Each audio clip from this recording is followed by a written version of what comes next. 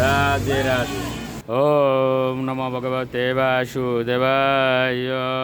ওম নমো ভগবতে বাসুদেবায়। ওম নমো ভগবতে বাসুদেবায়। শ্রীমদ্ ভাগবত চতুর্থ স্কন্দ পুষণম দশম অধ্যায়। যক্ষদের সঙ্গে ধ্রুব মহারাজের যুদ্ধ। শ্লোক ২৬। অহ উ অশনি নিঃশ্বাসা ভবন্তু অগ্নিম রুষাক্ষিবীয় ঐবদাবন গজামত্তা সিংহ ব্যগ্রাশ্চ ইউতস। অনুবাদ। ধ্রুব মহারাজ দেখলেন যে ক্রোধপূর্ণ চক্ষু সমন্বিত বিশালাকার সর্পেরা তাদের মুখ থেকে অগ্নি উদ্গীরণ করতে করতে তাকে গ্রাস করার জন্য এগিয়ে আসছে এবং সেই সঙ্গে উন্মত্ত অস্থি সিংহ এবং ব্যগ্র দলে দলে তার দিকে ছুটে আসছে। শ্লোক ২৭।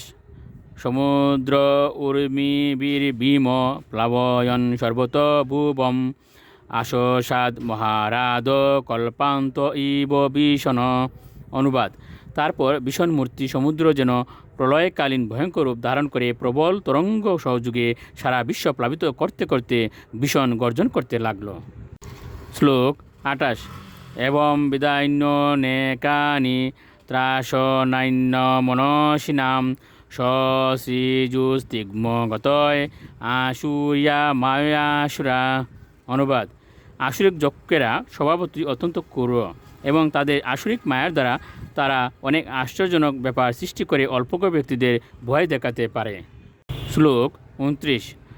ধ্রুবে প্রযুক্তাম সুরৈস্তাম মায়ামতি দুস্তরাম নিশিম্য তৈশ্য মুনয় সমাগতাহ।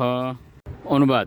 মহর্ষিগণ যখন শুনলেন যে অসুরেরা ধ্রুবের প্রতি মায়াবী শক্তি প্রয়োগ করেছে তখন তারা তৎক্ষণাৎ সেখানে উপস্থিত হয়ে তাকে কল্যাণকর অনুপ্রেরণা দিতে শুরু করলেন।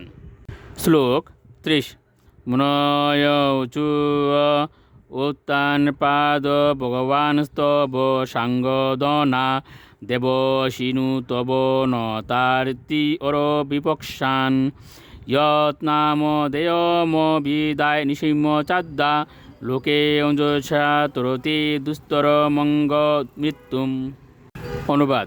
সমস্ত মুনিরা বললেন, হে উত্তানপাদের পুত্র ধ্রুব, সাঙ্গদনা পরমেশ্বর ভগবান, যিনি তার ভক্তদের সমস্ত দুঃখ থেকে উদ্ধার করেন, তিনি তোমার শত্রুদের সংহার করুন। ভগবানের পবিত্র নাম ভগবানেরই মতো শক্তিসম্পন্ন, তাই ভগবানের পবিত্র নাম কীর্তন এবং শ্রবণের দ্বারাই কেবল ভয়ঙ্কর মৃত্যুর থেকে রক্ষা পাওয়া যায়। এইভাবে ভগবদ্ভক্ত পরিত্রাণ পায়। ইতি শ্রীমদ্ ভাগবতের চতুর্থ স্কন্ধে যক্ষদের সঙ্গে ধ্রুব মহারাজের যুদ্ধ নামক দশম অধ্যায়ের ভক্তিবেদান্ত তাৎপর্য। রাধে রাধে।